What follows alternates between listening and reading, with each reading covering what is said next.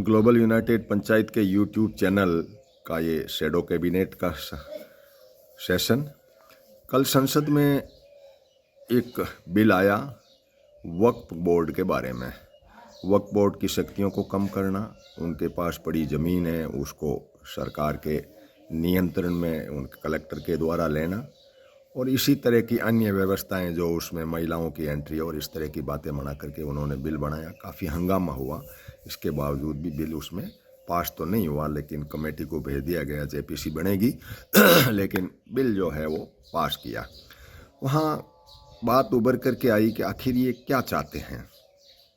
तो पता लगा कि इन्होंने पहले रेलवे की ज़मीन जो है प्राइवेट को दी, फोर्सेज की ज़मीन पड़ी थी एक्स्ट्रा उसको प्राइवेट को दी, पीएसयू यानी सरकारी संस्थानों के पास जितनी भी एक्स्ट्रा ज़मीन थी उस सब को दिया।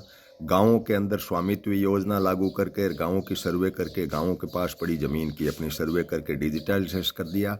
इस बजट में 400 ज़िले और 5 राज्यों के अंदर ज़मीन का डिजिटलाइजेशन करके और वो करने का इन्होंने कर दिया। यानी ज़मीन पे 30 यहाँ गाड़ दी इन्होंने।